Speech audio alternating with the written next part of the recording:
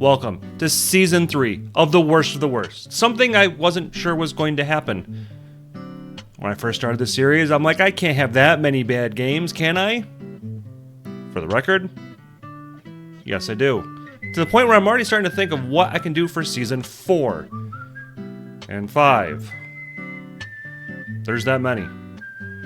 For Season 1 and 2, we managed to crown both Alone in the Dark for the PlayStation 2 and Calling for the Wii, so it's going to be interesting to see which turd floats to the top. If you somehow missed the first 2 seasons, we picked 8 games in my collection and pit them against each other to see which one stands tall and alone in the end to be declared the champion of crap. Keep in mind, this is all in good fun. We have several categories in which we determine the winner: game mechanics, presentation, story, and game feel. So this season already is a little weird for me because I said in previous videos that at some point I'm going to have to start picking games that I actually enjoy, even though I know they're bad. And there's a good chance that one of those might be declared the actual winner. For those of you out there who actually enjoy statistics, there is more than a 50% chance that a game I enjoy is going to be crowned the worst of the worst. This time we are looking at a more recent game that seems to have had the internet divided in if the game is good or not. If you listen to IGN and any of the bigger review channels, you would have heard that Wanted Dead is trash tier game that harkens back to the action days of the PS2 and 3, but didn't bring any of the charm with it. If you listen to several YouTubers, this is a super underappreciated gem that no one really gave a chance. It seems like the bigger reviews won the day because I picked up my collector's edition at a far cheaper price than a normal game cost at release. Somewhere in like the $40 range.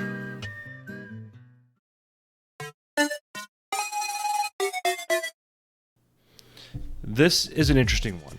Because of the reviewer's apparent experience, my experience, and then when I looked into some other reactions, I learned there is all sorts of stuff we missed. According to most, this game is very, very shallow, and I'll do my best to break it down. There's a third-person shooting style of gameplay, hand-to-hand combat, and some very weird minigames.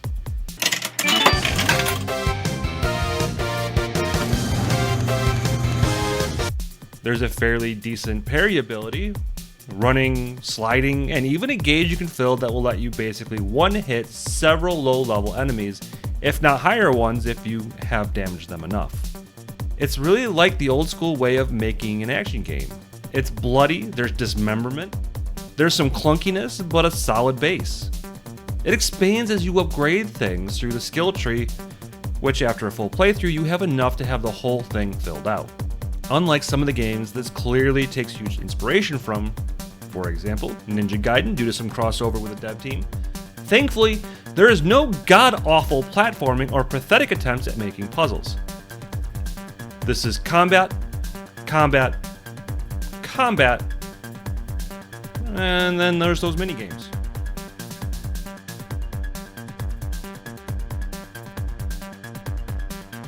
As a side note, I did see people talking about how there's move canceling in this game. That's a little beyond me. I just wanted to hack stuff up.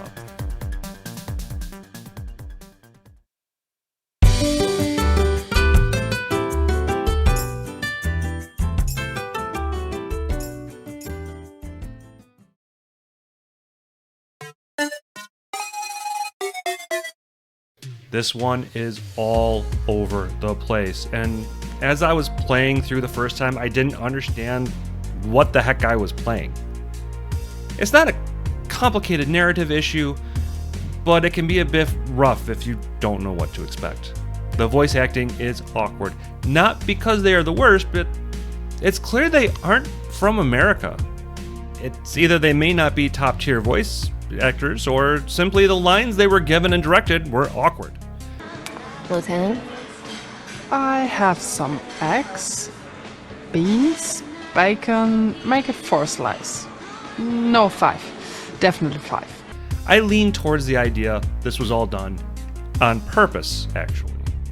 This was an international team put together as far as character goes, and, well, if you look at the loading screen, you might understand what to expect a little more. Yeah, they meme during the loading screens. Once you get to the point where you understand this game isn't to be taken seriously at all, but one just to be a fun distraction, although it's difficult at times. You will enjoy the game much more for what it is. The gun sounds are fine, the other sounds are good, except I would have liked maybe 10 more death lines recorded for enemies. We're not at like No More Heroes territory where every enemy sounds the same, but we're pretty close. Thankfully, the different executions are good, varied and random, so it's hard for those to get old, though sometimes it did seem like I'd get similar ones often. But it's the little things in life, I guess. I won't lie, I love the music in this game, though it's all over the place. They definitely wanted to get more action moments sounding correctly, and it's not like wrong style of music plays at those times that ruin the mood. Moments sounding correctly, and it's not like wrong style of music plays at those times that ruin the mood. But there's karaoke, a ramen eating minigame, in which the music is far happier sounding and is rather good, though it's usually not my jam. I even used this when I made a short here on YouTube talking about the fact that I bought the collector's version of the game, and for the presentation of the package, frankly, it's amazing, though does kind of suck to be you, Wanted Dead, because that does not help your standing in the worst of the worst. This is about the game only, not how awesome I think the packaging is. Oh well. I never buy collector's editions these days. I usually don't have room, but when I bought this one, I actually got it super cheap, and I like the fact that it didn't come with a whole lot of stuff. We have the game, standard box, though I will always miss the days of having an actual game manual included. Up next, we have the steelbook, and it looks amazing. A solid contrast between the original art while keeping the color scheme and feel. Inside, we have the OST, which I honestly don't remember a ton of, but I'll definitely have to go back and listen to. The last thing you get with this is exactly what I want in a collector's edition, and that is a very solid art book. The music used here is so good, and something I've listened to a lot and have used for several videos on my channel. There are some weird presentation things, like the graphics being all over the place. Like, what the hell is up with this cat? On the opposite side of the spectrum is the detail they gave to the main character, the amount of blood that ends up covering her, and the several shower scenes of her.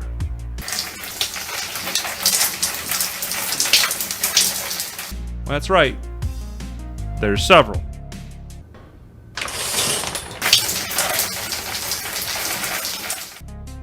No idea why. There's some other weird bits with this game, but I feel like it actually fits better in the next section. You'll understand why in a moment.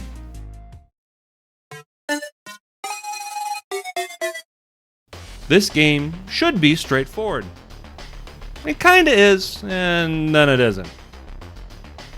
You play as Hannah Stone, who is in charge of Hong Kong's zombie unit, which is supposed to be this elite police squad, but they're made up of war criminals. Arnold Herzog, Doc, and Cortez, and they're all scumbags. Cortez and Hannah are the only real likable characters throughout the whole game. They start off being sent to a break-in, told to stay outside, in which they refuse to do, and then get in trouble.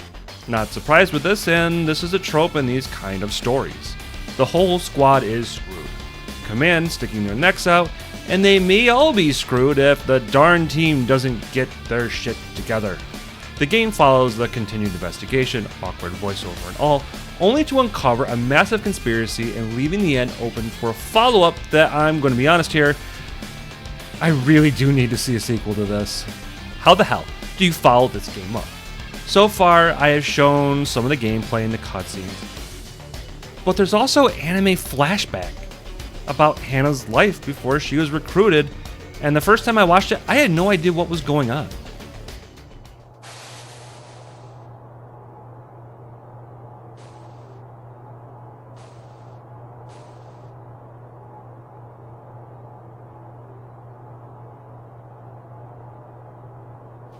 The added bits about her character flesh her out a bit more, and it's a lot more than I expected this game to do. And the minigames managed to add not only charm, but a bit more rounding out for the cast around you. He's kind of cute, though. Yeah, like psycho cute. He likes cats. This is not an argument. Hey, we were in the middle of something here. I smell cat's piss for some reason. What could it be? Hi, Vivian. Jesus fucking Christ, you're an animal. No, Stone. I'm a gourmet. Place your bet and let the Wheel of Fortune make a choice for you. Tonkotsu? That's a good one. First, you observe the bowl. Appreciate it. According to the record of the Yokohama Ramen Museum, ramen originated in China and made its way to Japan in 1859.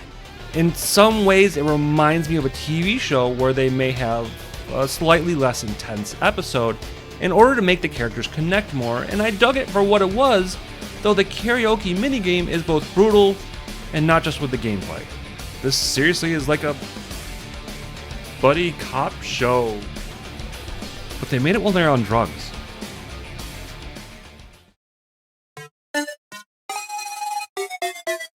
The first time I played this game, I was with the reviewers a little bit. It felt stiff and mildly unfun to play, but the story was weird enough to keep me going. But the moment I started to unlock longer combos, more executions, and other skill sets, things all of a sudden really started to click in a way that I didn't expect. Like, not a single system in the whole game feels perfect. But as a whole, it works out okay. The gunplay feels fine.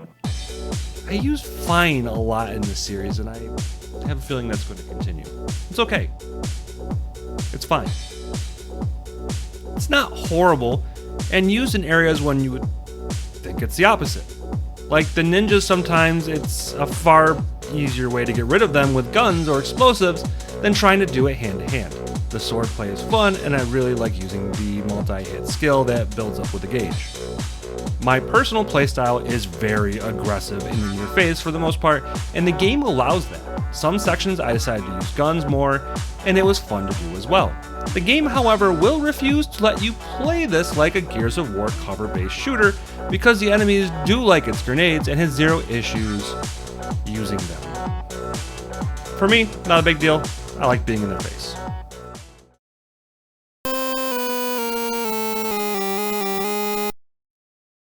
Alright, so the first game of the season is finished. And we've set this standard for the rest of the games to be judged.